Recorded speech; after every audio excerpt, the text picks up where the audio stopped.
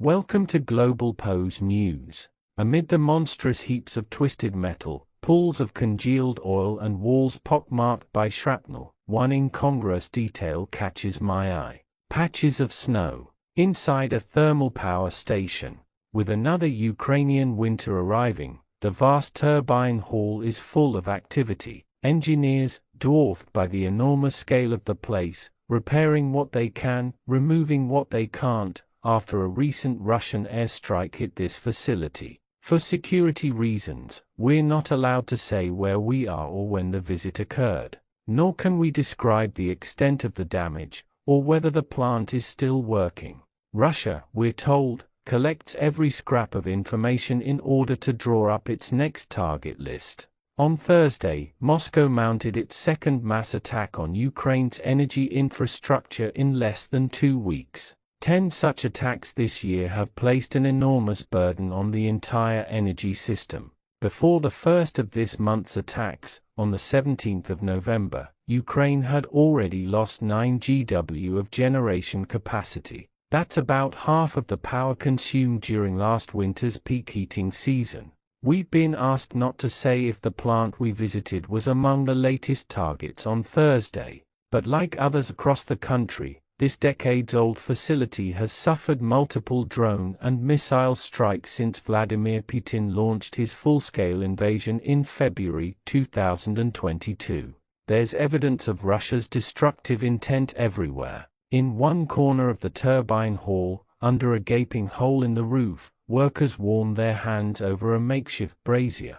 Huge sheets of plastic have been draped over the machinery to protect it from the elements. The conditions are tough, says Oleksand. We've agreed not to identify him further. We don't even have time to restore the main equipment, let alone the roof and walls. Everything gets destroyed again from one strike to the next. Ukraine's Western allies are trying to help. On Monday, Tech, Ukraine's largest private energy company, said it had received £89 million, $113 million, from the European Commission and US government to help restore capacity and protect vital equipment from snow, rain and sub-zero temperatures. But it's an epic struggle for the exhausted men tasked with keeping Ukraine's lights on. In the control room, shielded from the turbine hall by a wall of sandbags, Dmytro is taking a break. Some are defending the front lines on the battlefield, he tells us. We have our own energy front to defend. But while the engineers from Tech wrestle with the well-nigh impossible task of keeping one step ahead of Russia's relentless assault, the rest of the country is doing what it's been doing since the war began, adapting.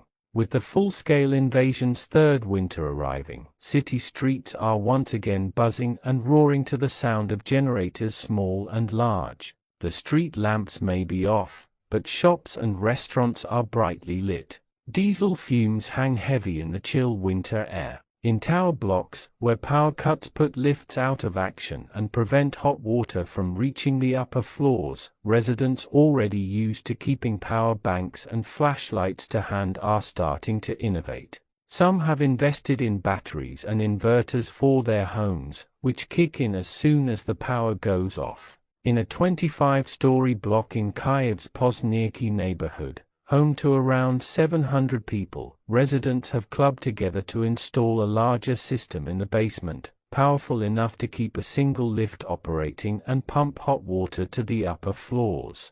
For Natalia Andreyko, who lives on the 19th floor with her husband and pets, it's a blessing. It's a bizarre feeling, she tells me as we sit in a kitchen lit by a single battery-operated lamp. It's scary how happy I am just to have these basic needs. That I can take the dog downstairs in the lift rather than on foot in the dark. That I have water in the tap. After 2 hard winters, Natalia is full of praise for her fellow residents. We have a great group of people, she says. People who are modern, who understand that something can be invented.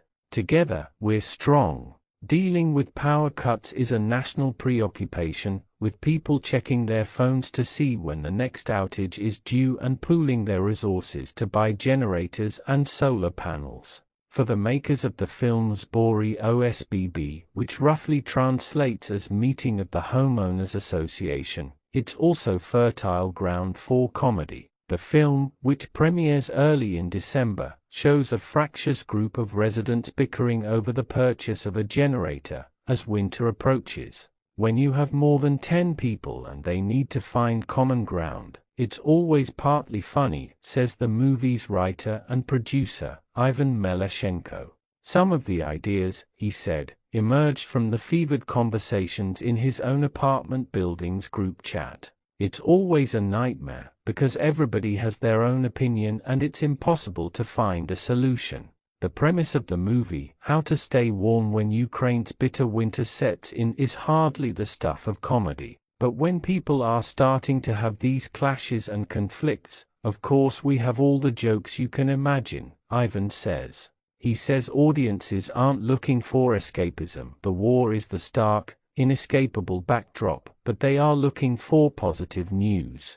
It's impossible to live in such dramatic and stressful conditions for 3 years without any positive emotions, he says. For more updates, news, views from around the globe, follow us on all our social media platforms at Globalpose.